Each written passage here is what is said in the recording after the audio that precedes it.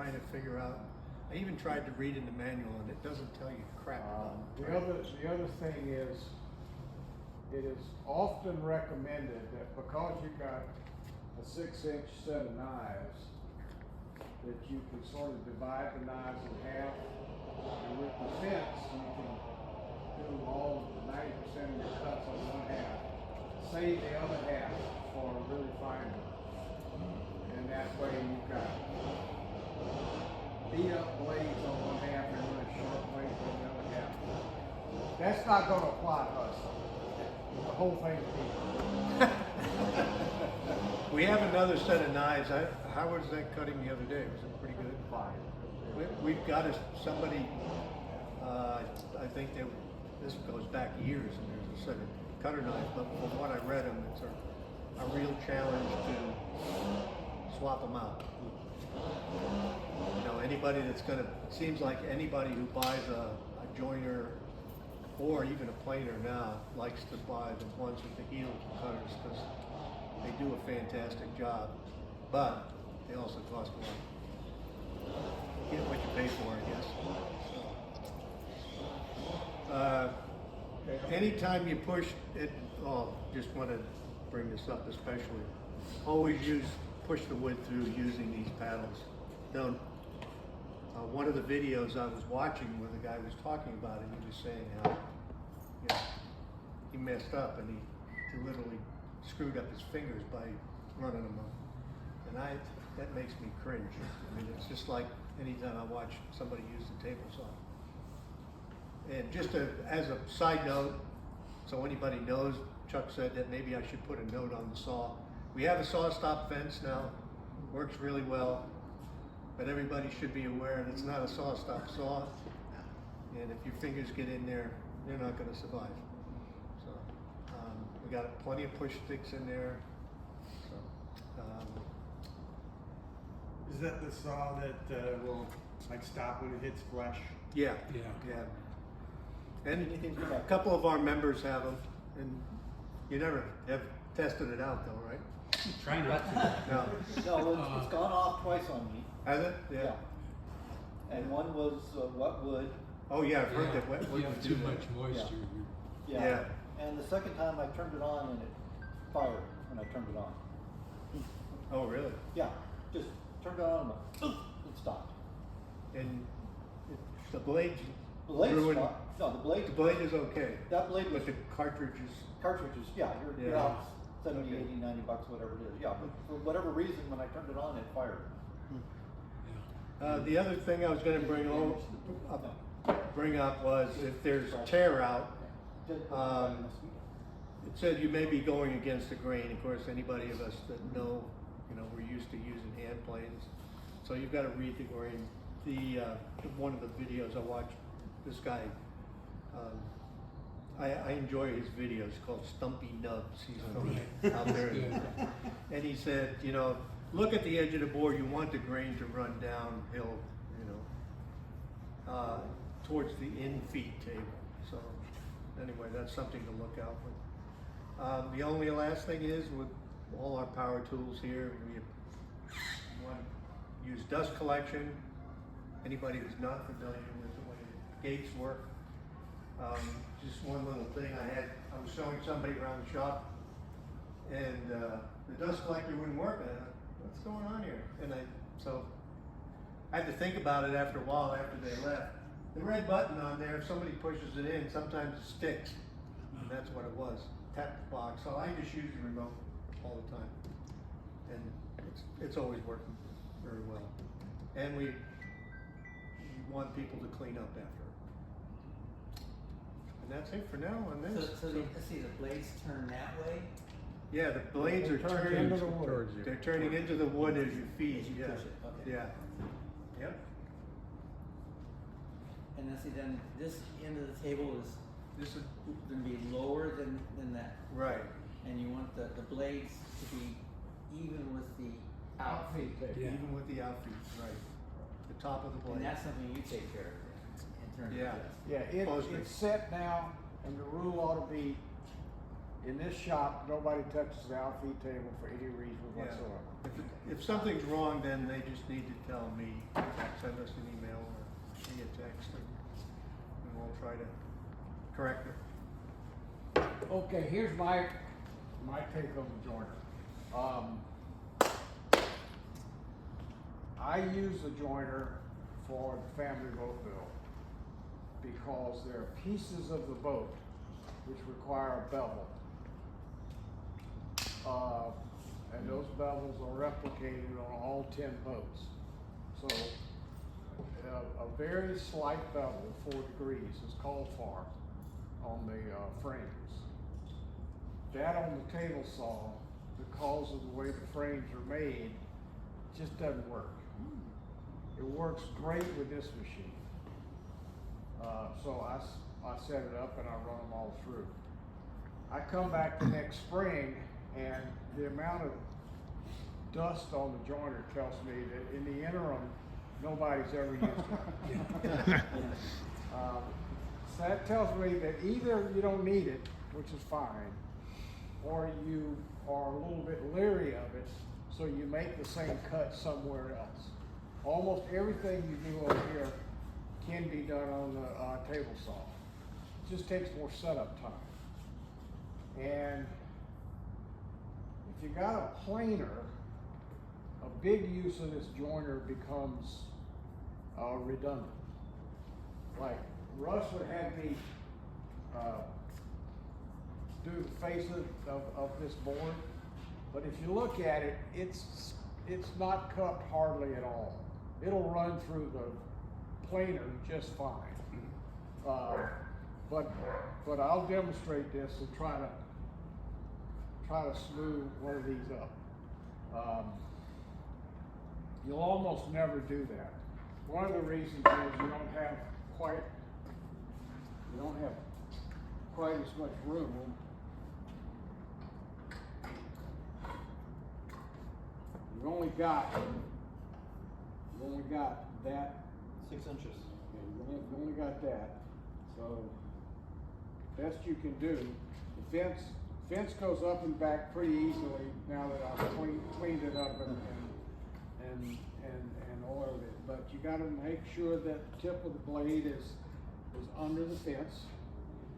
And on a good guard, which this is not, I repeat, this guard is dangerous. This would come in all the way every single time. Just spring in. And I'm gonna have to figure out what it this is. guy right here is like a watch spring. You turn it and then put the guard in and engage, and it's supposed to spring back every time. It's kind of like a tang in there, and then there's a slot in the shaft. Yeah. And So trying to put tension on it, and it winds up twisting. the use spring of around this and as takes it a down the slot. assuming the guard's gonna be there all the time, it's just, this jointer as it's currently set up, you have to be super vigilant. So for something like this, you're gonna surface this board.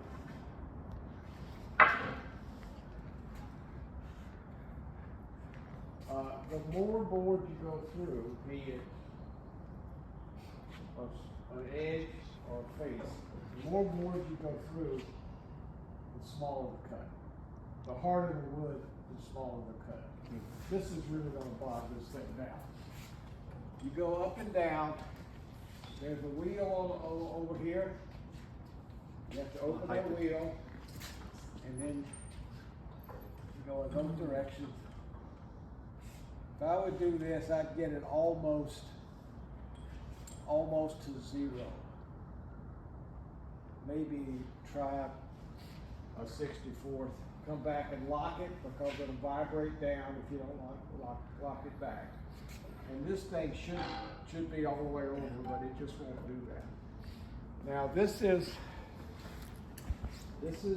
I'm too close. I could do this. Yeah, I could do this, and I could push it like this, and I could go right over the end and chop off off the ends of my fingers. So, I would do this. And I get out here and I would lean over and keep pushing.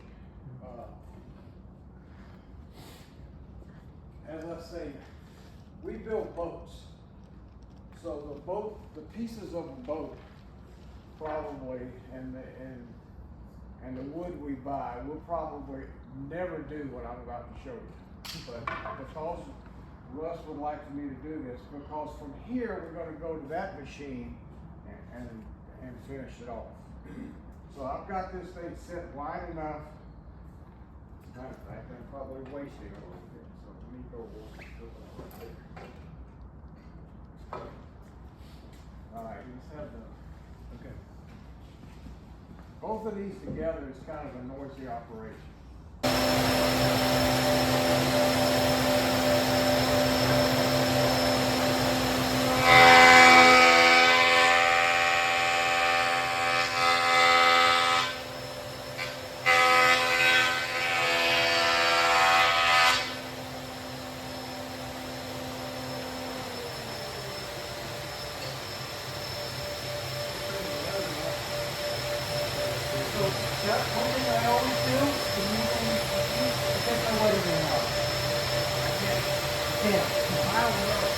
I've had my hand x-rayed and they raised hell with me and I said, look, either take the x-ray or don't, but the ring doesn't come off.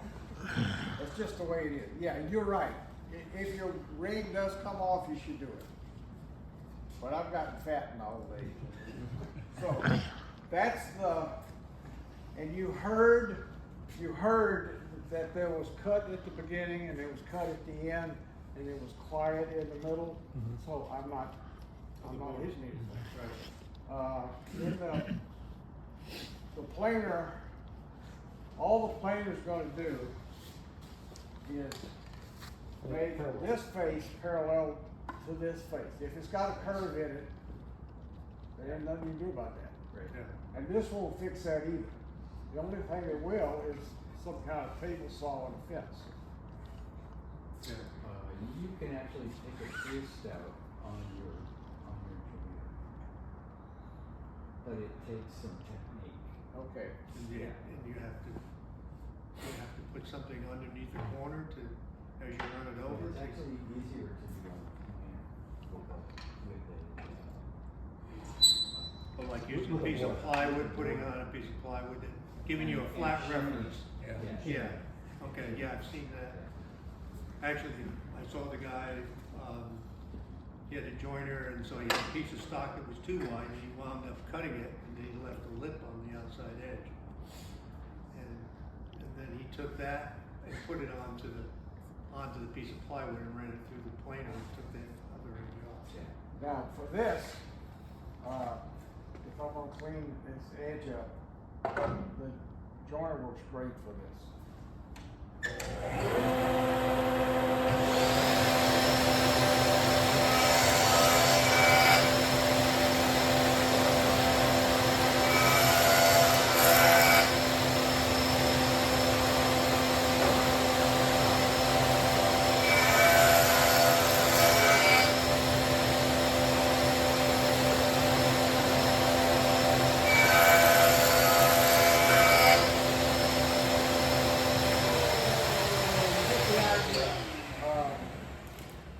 Still got another pass. This will work with another few passes, a little bit deeper cut, and you've now got what is hopefully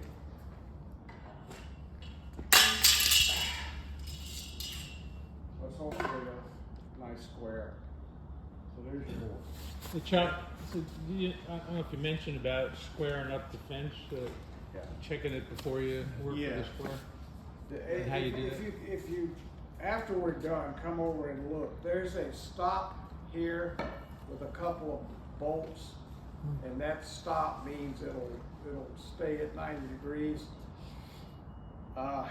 And when I trued everything up the other day, it didn't work exactly.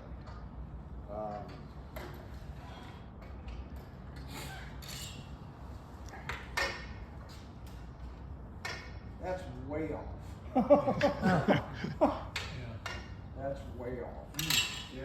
And this,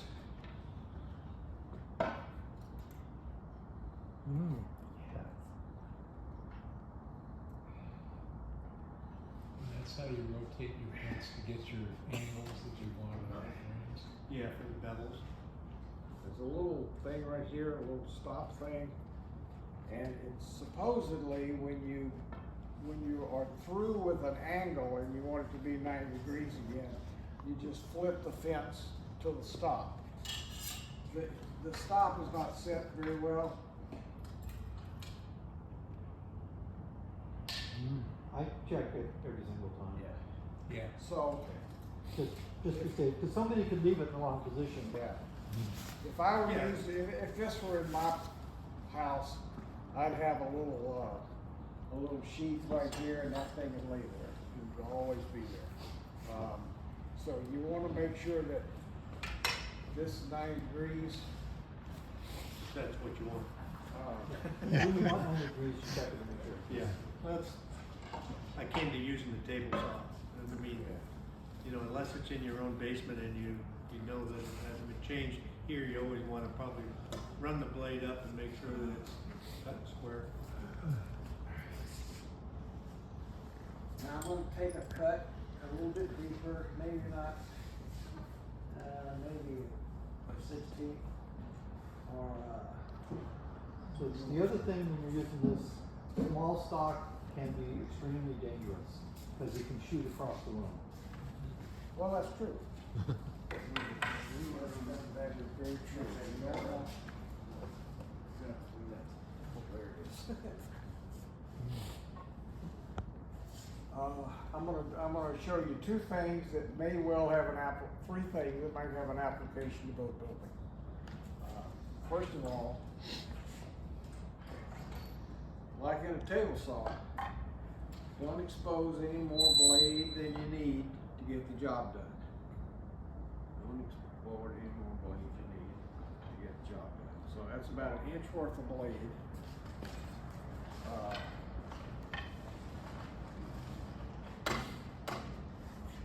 So if a person wanted to, either with a pencil or a piece of tape, there's a pencil mark right there because I put it there. Put a piece of tape right there.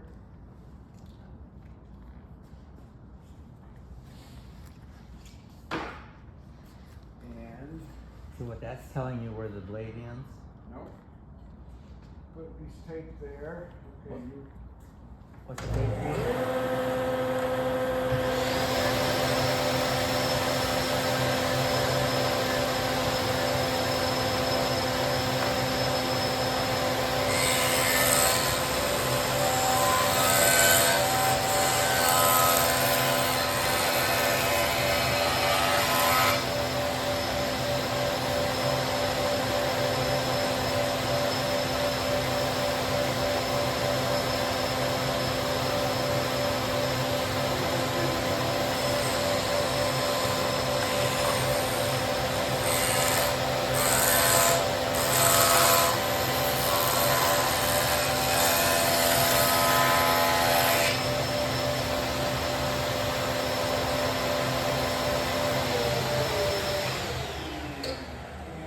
So you're starting out ahead of the cutter head, so you're only engaging as you go through, and what you end up with is a taper. Do it 2 or 3 passes, you can go from here all the way down to a very small piece. And tapered pieces have value in cabinet making and in boat building. And this is the best way I know to do it. Yeah, I actually saw a video of the guy who was making, he just showed a sample, he was making tapered legs for a table. It's Using very the common blade. tapered legs. Table legs are always, your eye says they ought to be tapered, so. And that's a very easy way to do it. Wow. Huh. So they're kind of a set distance or be on there, or just Whatever you need for your job, I guess. That's what the tape does, right? Yeah, if you're making a table, you won't, these two lines to be parallel, and you got your mortise in here, and Okay. and your tenon come in, and you taper it down to the floor. And if you do it on this side, and this side, and this side, and this side, you come down to a four-sided leg. Okay, so you put the tape out in front where you want the tapers.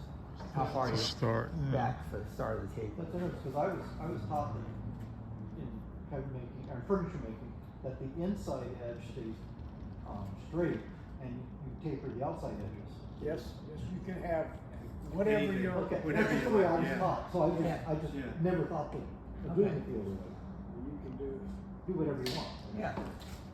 I wouldn't guess that's what you were doing there. I was trying to figure out why did you start it there and let that space. I just use a pencil mark.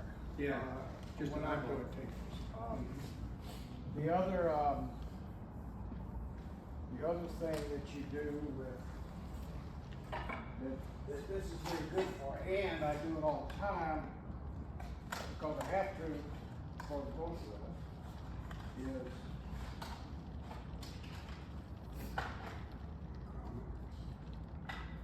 is your boat plans tell you have to have a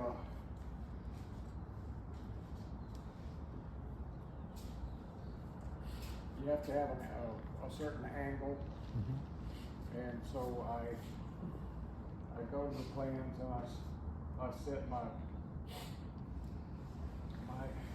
angle, and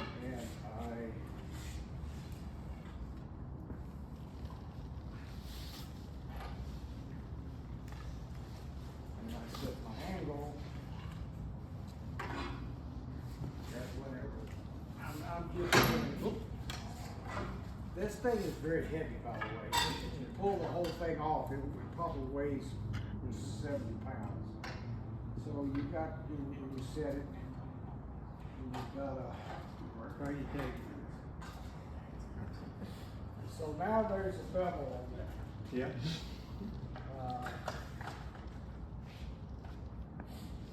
Because whatever boat plans you're working with says there's a bevel of a certain degree, and you're going to do like a windshield that's in parts that's got a curve around. So you set an angle.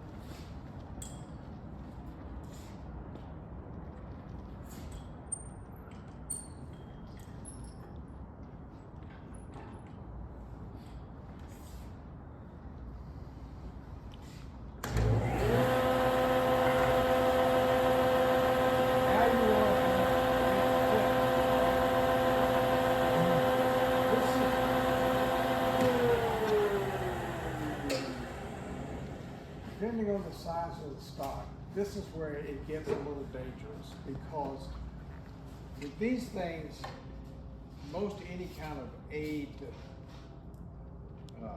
safety aid, is hard to keep this thing against the fence. You know, it's just really hard. You can do it, and you should do it. Just understand that you want it flat on the table and flat on the fence. No ifs, ands, or buts. By flat, you mean the inside, that inside corner. Yeah. Right. Yeah. And I've just found over the years, no matter how close my fingers get to the blades, I just sort of feel like I know what's happening if I can feel it with my fingers. It's scary and I don't like it, but I don't like these either.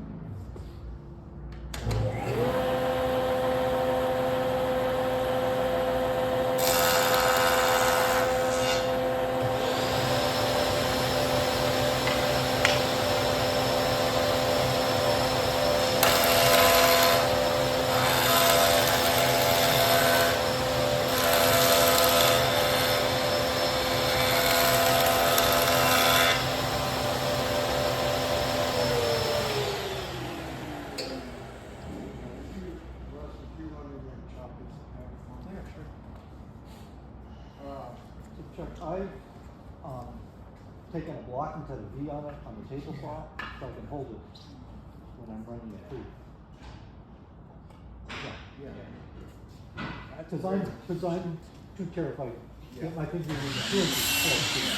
I've had new members say, I'm not gonna use that machine. I don't wanna use that machine. It's too scary. Chuck, you still have all your fingers, right? So far. Well, where's the other half? Oh, do you want it both ends? Yeah, one thing I do before I use the table saw or anything is I count my fingers to make sure I and when I'm done, I wanna make sure I still have 10. And I take a second, take a deep breath. I think if you So run your if, hand through there, you're not gonna have any Yeah, issue that I you don't- know something's missing. Yeah, but it's taking the breath, Yeah. just calming, making Yeah. sure Well, that I agree. everything is working right.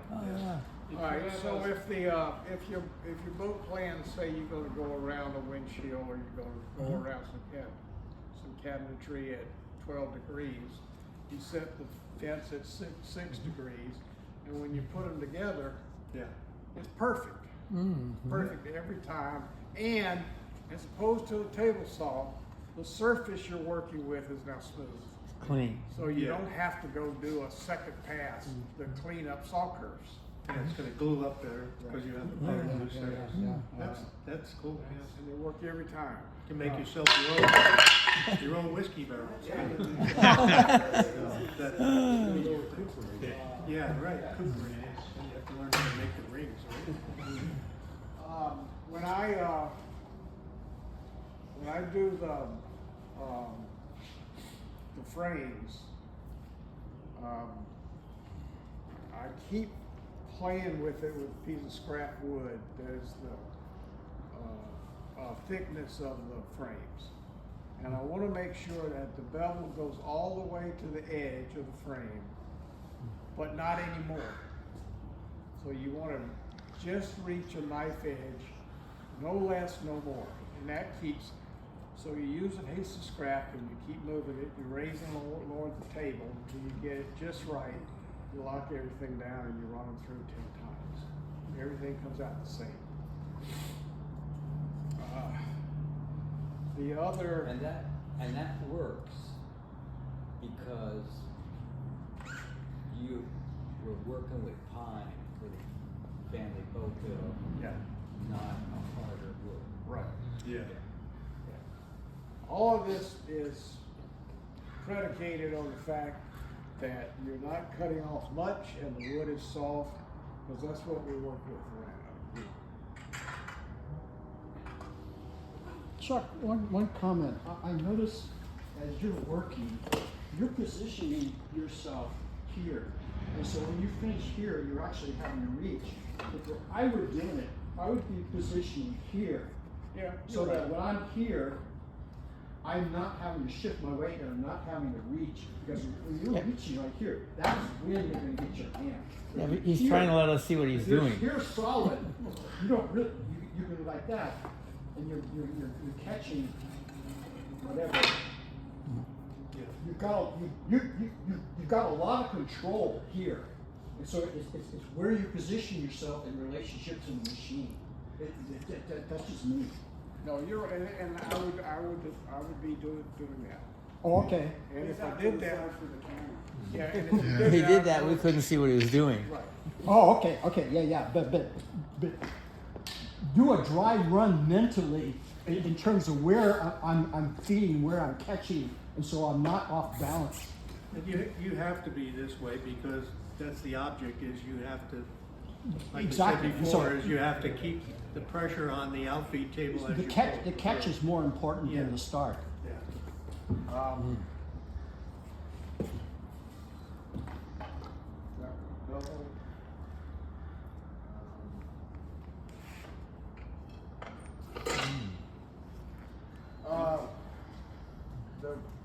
The jointer guard that I like the most has a visible spring that is easy to on and off, and it's a good solid spring, and it really pushes. So I just hate this thing. But we don't have a. It's done by turning this thing around, and what you're doing is you're winding up a clock spring, Right. and it's in there. Now, the next thing I'm gonna show you is a rabbit. Ah. There's what? Rabbit. Rabbit. Oh, rabbit. You want that, one of those white Oh. pieces? Oh, okay. Okay. You're doing a panel door at a boat, and you want the rails and stiles to be out of full thick stuff, but the panel is a piece of quarter inch, 6 mil or 4 mil. So you want a rabbit. You want this rabbit to be the depth of the panel, which is usually a quarter inch. So let's go down to a quarter. And I tested this the other day. For some reason, this little gauge is amazingly accurate. Usually they're never close to accurate, but for some reason, this one is. And this doesn't work with the guard if the piece you're working with is real big. That's why it's exposed. That's why this is not the safest tool in the shop.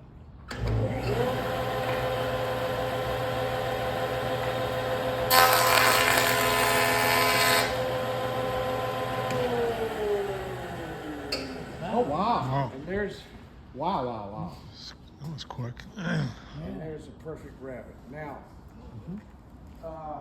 Bill is putting a gunnel on the boat. If Bill wanted to make the gunnel Ah. fall over the top of the plywood, Ah. he'd want a quarter inch rabbit, the whole length of the gunnel, which is 12 feet long. So you start with a 12-foot piece of wood, and you start here, and because it's long and skinny, it's fairly lightweight and easy to deal with. And you've got a third leg out there with one of our saw stands, where you just push the whole thing through. Of course, it has to be a lot wider, so that the only thing that's left is a little gap, a little lip to fit over the plywood, and then it'll bend around.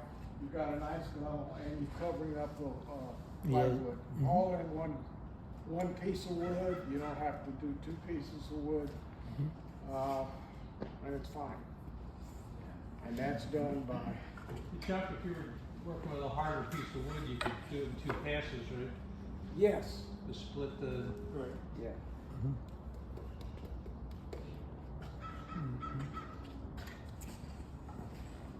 Do what? You want to turn on that?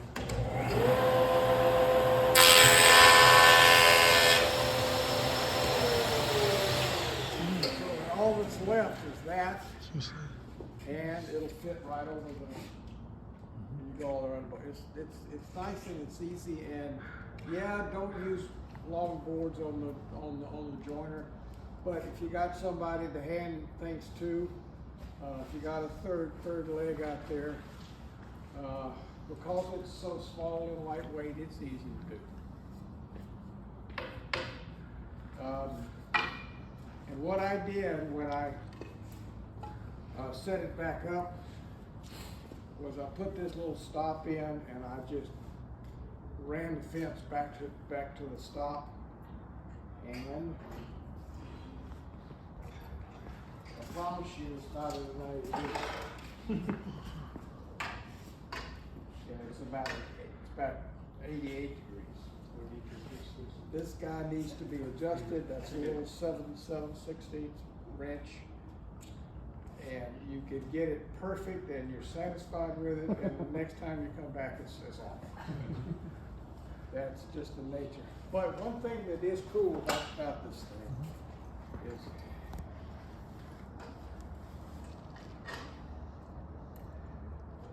the 45 is a 45. Because this stop right here seems to work perfectly.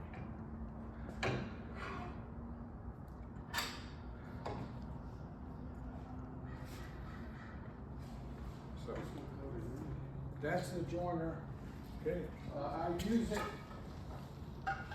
it on the family boat bill, I use it when I'm doing cabinet work. Question, do you ever add fingerboards as a way of controlling your workpiece? Because you could examples of that. A fingerboard clamped here would for sure keep you down there. Yeah, you could do that. I have a Because magnetic I use, on tabletop, I constantly using my fingerboards. Yeah, I can see that on that, or I use them a lot on the, like on the router table, but Yeah. I haven't seen any, But but I haven't seen that many. But you just, you make a fingerboard and you clamp it on there, and you know for sure you've got pressure, which means that you can pay attention to other things and not keep yourself out of trouble. I have a magnetic one. It's Do you? really long. Oh, yeah, So yeah. I put it right here when I'm doing Yeah. things on it. The tricky part is getting the pressure just right. Exactly. You gotta put Yeah. the back end of it in and then guess how much you're taking off. Yes, yeah. So it's a little tricky, but yeah, I've done that. It's a way to Especially- reduce risk. Yeah, especially when you're doing something that's flimsy. Yeah. On something thick, I never needed it, but I'm doing something thin. Yeah. Yeah, the spring gets wound up in there.